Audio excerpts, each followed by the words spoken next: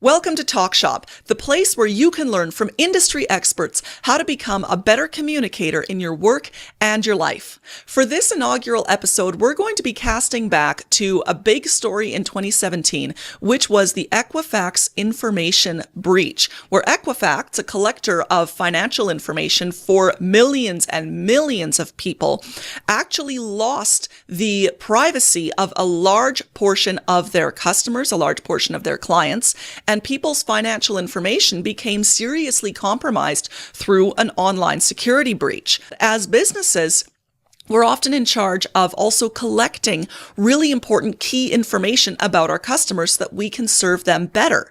But it's so important that we treat the information that we give and that we collect with tact, with consideration, and yes, with a great deal of discretion so that we can protect our privacy and our customers' information privacy as well.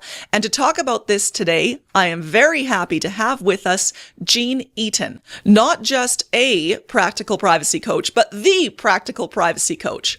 Jean Eaton is the owner of Information Managers, and she is constructively obsessed about privacy, confidentiality, and security when it comes to the handling of personal information.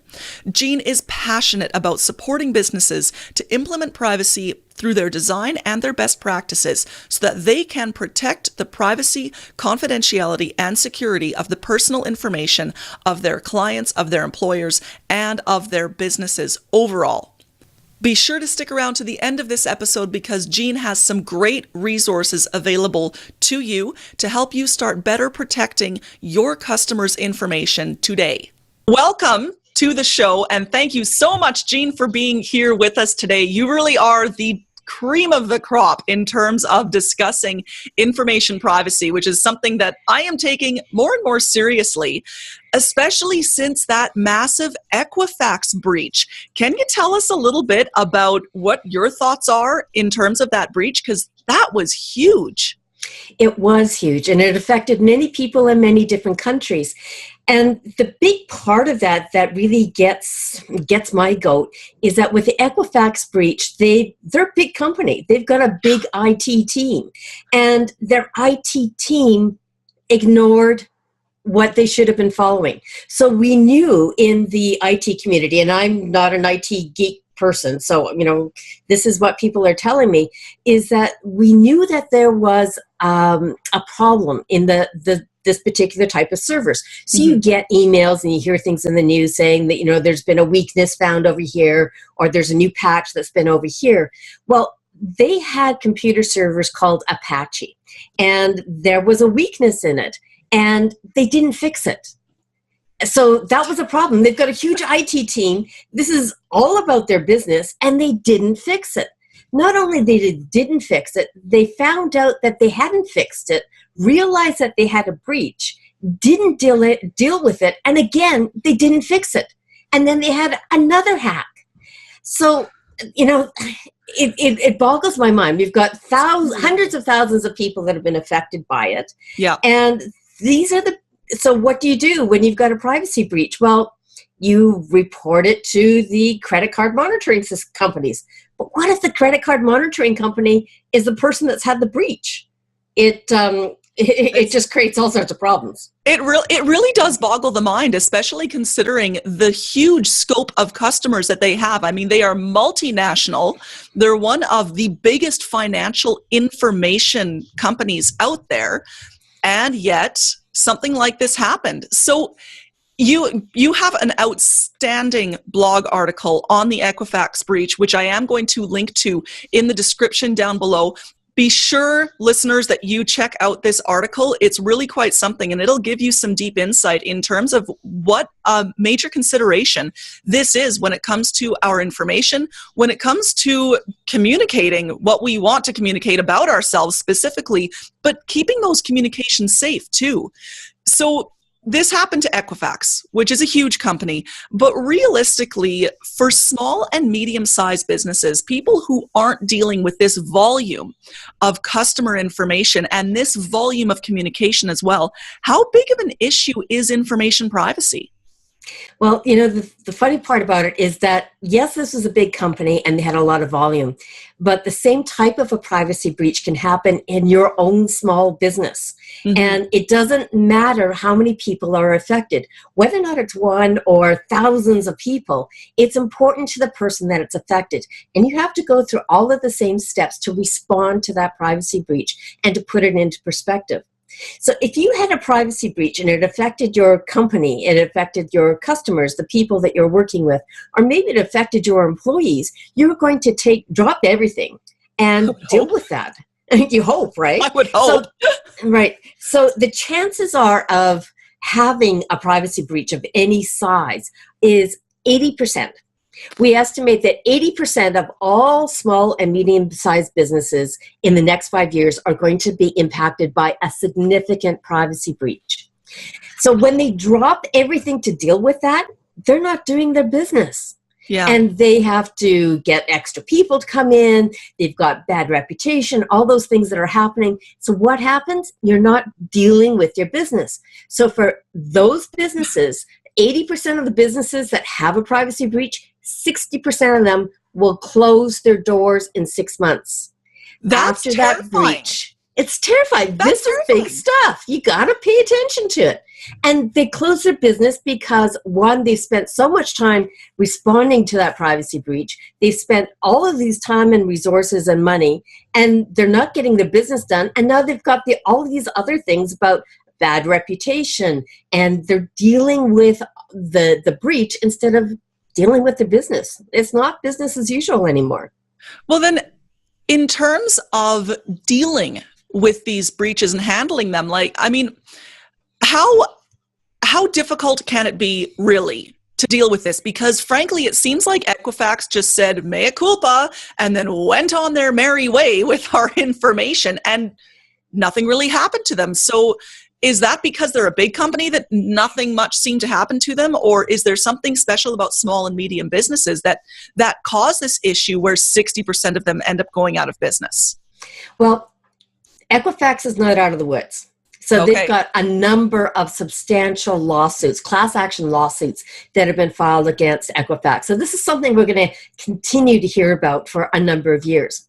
Now, Equifax is in a unique situation that they're not in today.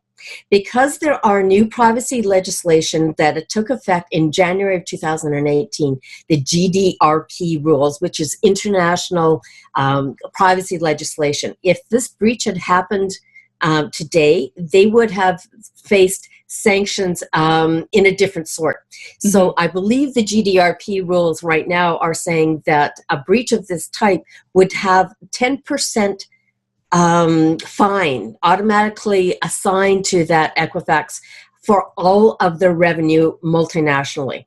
So that becomes huge. And they're still going to deal with that, with the lawsuits and all of that sort of thing. But these things happen to small businesses too.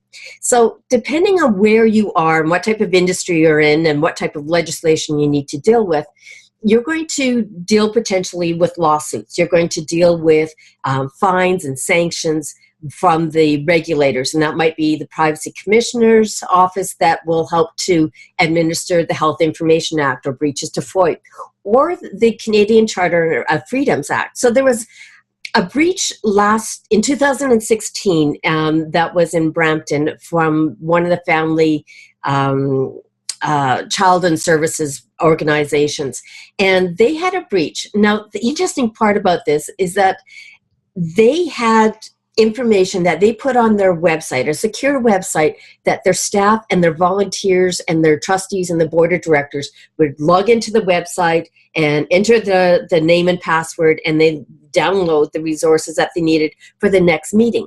Yeah. Now, those files that they needed for the next meeting had confidential information on them, but somebody messed up on that website server. So when you log in to get the information and you download it, somebody didn't make sure that happened. So they put it on a public-facing side of their website. Oh, so they didn't advertise it, but somebody in the public stumbled across it. Yeah. And they found the case list of all of these families that were in crisis.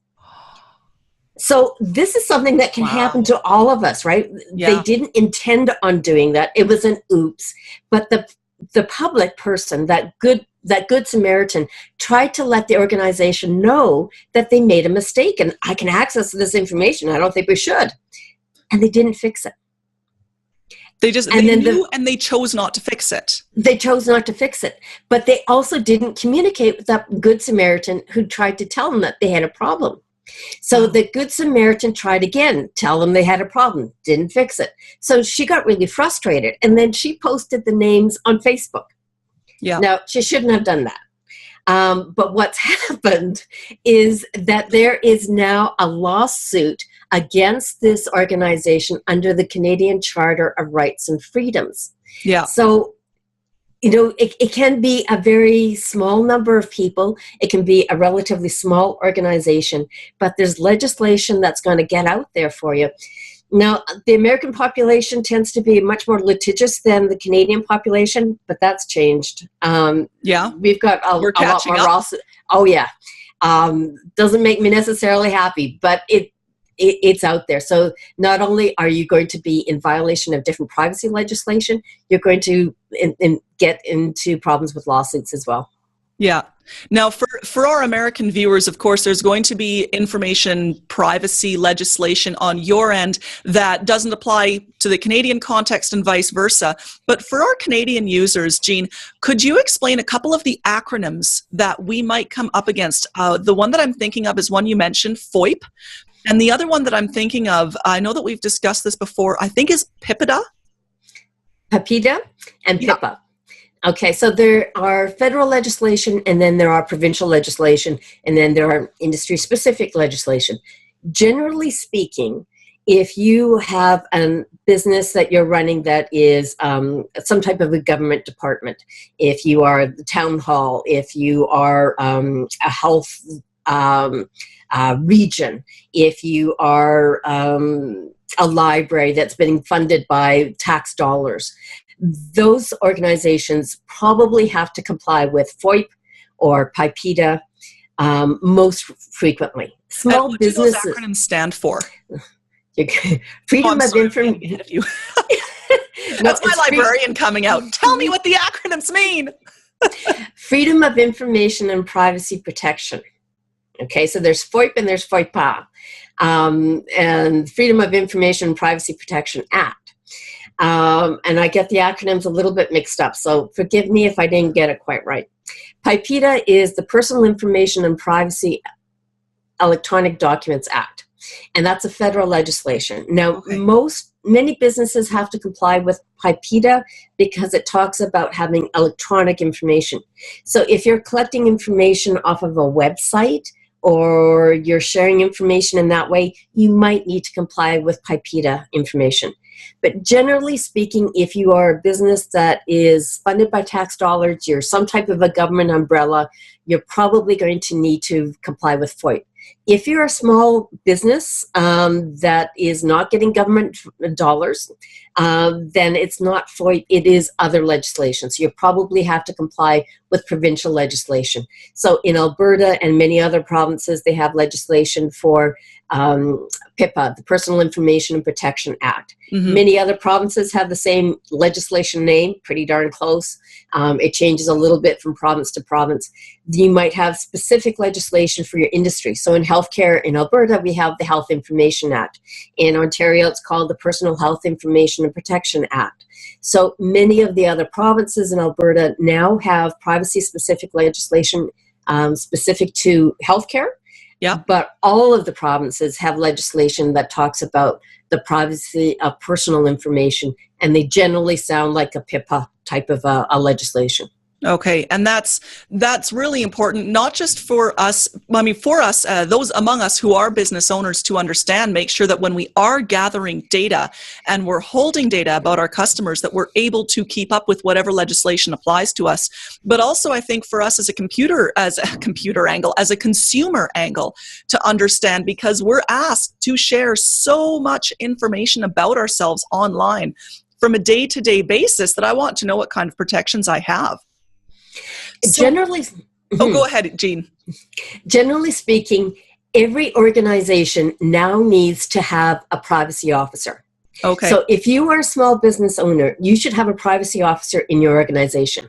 If you are a consumer, if you are concerned about how your library is managing your information, or the town hall, or the accountant that you use, you need to go and talk to that business and talk with their privacy officer. You don't need to know whether or not the name is. You don't need to know whether it's Mary or Sam or Joe. You just need to talk with the privacy officer. If they don't have a privacy officer, if you're not getting the response that you think is appropriate for your question, then every province in Alberta has a privacy commissioner's office. So if you have a concern, go to the privacy officer of the business that you have a concern about. If you're not getting the good response there, go to the privacy commissioner. It's not a government department. It's an agent of the Legislative Assembly, and they're kind of like an ombudsman for privacy. So there's always somebody that you can go to. Mm-hmm. Do you, regarding privacy breaches, that example regarding the family cases that you mentioned and that Good Samaritan on Facebook who reported it, that's a super interesting story. Do you have any other favorite stories regarding privacy breaches that you can share with us? You know, sometimes it's bad luck. And I work with the organizations in healthcare primarily. So in healthcare, we have good practices in place, and many of the offices have a shredding machine, or they have a great big bin that they collect all of their information that needs to be shredded, and they have a third-party vendor who comes in and takes a great big bag of shredding and puts it into the truck and in the parking lot, and it all gets shredded. Yeah. Well, I have a client who did that. Good organization, they have good practices in place. They've got this great big shredding bin sitting in their offices. And the guy came in and picked up the great big bag of shredding for the month. And as he's going outside, there's this great big windstorm that comes rushing in, and that bag of shredding gets torn on the door, and all of the papers are flying all over the city. Oh, no. So what's in that That sounds shredding? like it's out of a comic book or out of a sitcom or something.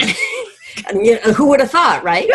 So this is a business that have good practices in place. They were doing the right things. They just got a really bad lucky day. So what they did have in place is a strategy to deal with that privacy breach. So they weren't scrambling too much on the day of that privacy breach. They knew that they had a problem, and they had steps in place so that they knew how to respond to it. Now, sometimes we're just a victim of bad luck, and you think about all of those reasonable safeguards to help to prevent that from happening. But if the bad thing does happen, do you have the steps in place so that you can respond to it? Right. And that's what our responsibility is as a business. So that leads in beautifully to one of the key questions here. What are some tips that you can give us that can help us protect our businesses today? I mean, I'm a one woman shop, and if something like this was to happen to me, it would be quite devastating. And I know that that's the case for many other business owners I know, many employees I know who work in small, medium, even large companies. What are some practical things that we can do to help us protect our customers' information? Well, there's a lot of things that we can do, but don't get overwhelmed with a lot of things. There are 3 big tips that I wanted to share with you today. So I don't need to breathe into a paper bag yet? Not yet, no. Okay. You're good, okay? So the very first thing is be very limited about the information that you collect. Collect the least amount of information that you need. So think about going for a walk and what you might put in your pocket or in your wallet. You're not going to put $20,000 in money in your wallet to go out for a walk in the woods. Do the same thing with the amount of information that you collect. Collect only what you need to have, because that's what you need to protect. So instead of having to have a big pocket that you need to protect, have it nice and tight and make sure that you have a need for using it. So that's the second tip. Only collect the information that you need to use, and then use that information for the purpose that you said that you were going to use it. Mm-hmm. So follow your promises to the people that you're sharing the information with, or that you've collected the information. So many of our businesses have employees, and you're going to collect their employees' information to make sure that they get paid. So they want to give you the information because they want to get paid. So you want to collect that information, but you don't necessarily need to keep, for example, all the resumes of people that you've gathered for a job posting. Once that job posting is done, you've hired the people that you're going to hire, and perhaps a little bit of time, whatever is a reasonable length of time for that business, maybe that's 6 months.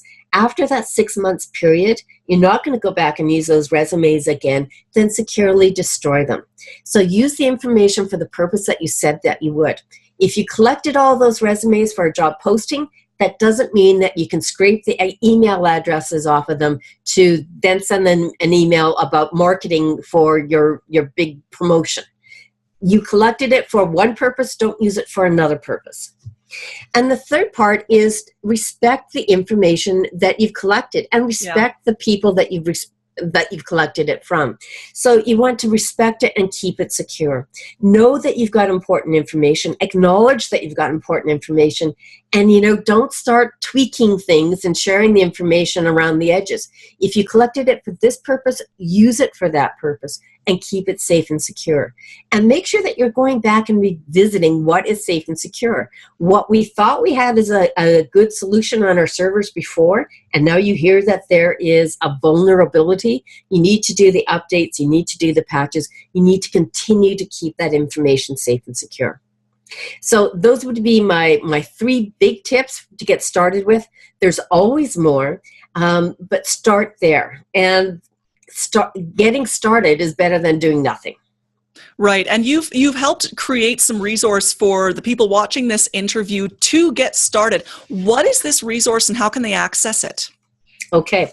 So I have for you 10 key steps to help to prevent a privacy breach. So you can get that off of my website. You can download, go to TalkShop, informationmanagers.ca, TalkShop. And there is an email address that you need to enter, and then you'll get the access to the 10 key tips to prevent a privacy breach. So that's a place to get you started. There are some key tips about how to collect, use, and disclose information, and make sure that you've got a privacy officer. That will help you get started on your journey to make sure that you are reviewing your best practices in place and making sure that you're getting ready for the next step in your journey. Now, this is critical. This is a really critical thing for our businesses. In fact, it's so important and it's such an issue now that there is a whole day. There's a day dedicated to everything, but I feel this one is very important. What can you tell us, Jean, about January 28th, Data Privacy Day? So Data Privacy Day is an international effort to make sure that people are aware about privacy breaches and have respect for privacy. It promotes safeguards of data, and it helps organizations to enable trust. So as a business, you have a business advantage if you can make sure that you are reassuring your customers and your clients that you can trust us. We're going to look after your information. We know that your information is important. It's important to us too. And these are the steps that we're putting into place to protect your information. So don't be afraid to talk about privacy with your clients, with your employees. They need to know that you think it's important, and you need to have that conversation to show them what it is that you're doing to protect their information so that they're going to think, wow, I feel pretty good. This is a safe, secure place, and I'm going to do business with these people. That's trust a business advantage. I trust you. I trust you. That's a big and an increasingly rare thing, it seems, nowadays. And it's good to remember, too, that yes, January 28th is Data Privacy Day, but this is a year-round thing. There is no day off from good privacy practice and from managing the information that we collect, that we share all of the information about ourselves that floats around up there. So, Jean, as I said, you are the expert, the maven of information privacy practices. How can people find more about you? Well, you can go to my website, informationmanagers.ca. We've got the free download there. And when you get that free download, you'll have the access to our Privacy Nuggets newsletter and all sorts of other resources there. So see me on informationmanagers.ca. Awesome. And before we close off, do you have any parting tips for us regarding information management? I think the biggest thing is don't be afraid. It's a big world out there, and start with little steps at a time. Make sure that you're collecting the least amount of information on a need-to-know basis, and use the information the way that you said that you were going to, and go back and review that information. One of the biggest things that we often fall down on is we're really excited about the project that we're working on today, but don't forget about the information that you collected last project. Yeah. So don't forget about what you did before. You have to keep that top of mind. And when you get the systems in place, then it's going to make it easier to go forward and be part of your privacy. Every time that you talk about a new project, design privacy into the project at the beginning. Far better than trying to fix it at the end. That's outstanding. Thank you so much for all of these tips, Jean. They are hugely helpful, very, very insightful. And thank you everyone out there who has been through this interview with us.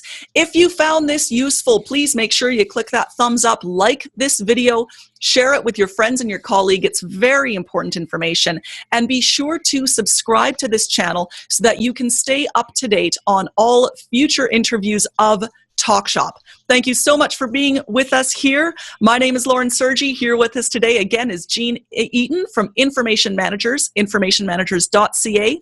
And I look forward to seeing everyone here again on the next edition of Talk Shop. Bye-bye. Bye.